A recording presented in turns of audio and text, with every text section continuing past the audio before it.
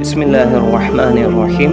അല്ലാഹുമ്മ സ്വല്ലി അലാ സയ്യിദിനാ മുഹമ്മദ് വഅലാ ആലിഹി ഹഖ ഖദ്രിഹി വമിഖ്ദാരിഹിൽ അളീം.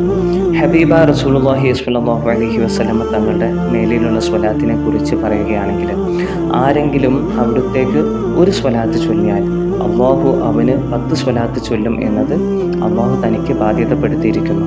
അടിമയിലേക്ക് വരുന്ന ഈ സ്വലാത്തുകൾക്ക് ഓരോന്നിനും 2 രഹസ്യങ്ങളുണ്ട്.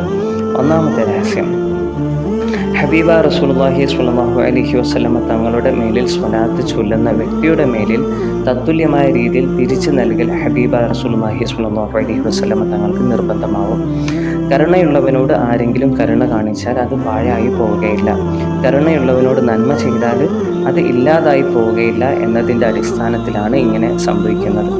ഹബീബ റസൂലുള്ളാഹി സ്വല്ലല്ലാഹു അലൈഹി വസല്ലം തങ്ങൾ കാരുണ്യം കൊണ്ട് വിശേഷിപ്പിക്കപ്പെട്ടവർ ആയതുകൊണ്ട് അവിടുത്തേക്ക് തത്തുല്യമായ രീതിയിൽ തിരിച്ചു നൽകൽ നിർബന്ധമാകും.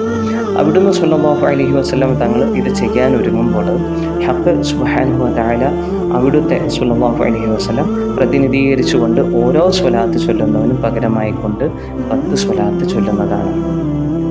രണ്ടാമത്തെ രഹസ്യം, അല്ലാഹു സുബ്ഹാനഹു വ തആലാക്ക് അവൻ്റെ റസൂൽ സ്വല്ലല്ലാഹു അലൈഹി വസല്ലം തങ്ങളോട് വലിയ മഹബ്ബത്തും നോട്ടവുമാണ്.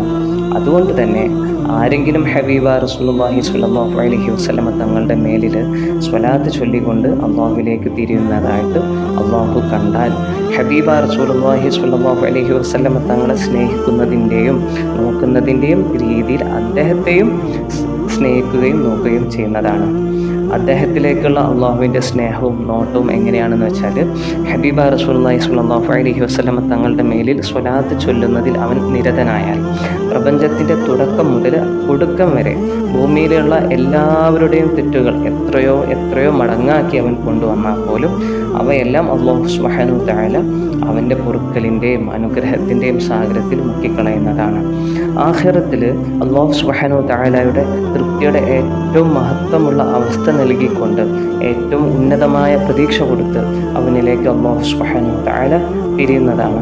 അദ്ദേഹത്തിൻ്റെ ആന്തരികമായ അവസ്ഥ എന്തായിരിക്കുമെന്ന് വെച്ചാൽ, മലക്കുകൾ അദ്ദേഹത്തിൻ്റെ തെറ്റുകൾ അടങ്ങുന്ന അമലുകളുടെ ഏടുകളുമായിട്ട് ഉയർന്നു വരുമ്പോൾ അല്ലാഹു സുബ്ഹാനഹു വ തആല മലക്കുകളോട് പറയും, അദ്ദേഹം എൻ്റെ ഹബീബായ റസൂലുള്ളാഹി സ്വല്ലല്ലാഹു അലൈഹി വസല്ലം തങ്ങളുടെ നോട്ടത്തിലാണ്. അതുകൊണ്ട് അദ്ദേഹത്തിൻ്റെ തെറ്റുകൾ മറ്റുള്ളവരുടെ തെറ്റുകൾ പോലെയല്ല. അദ്ദേഹത്തിൻ്റെ തെറ്റുകളെ മറ്റുള്ള ആളുകളുടെ തെറ്റുകൾ പിടികൂടുന്നത് പോലെ പിടികൂടരുത്.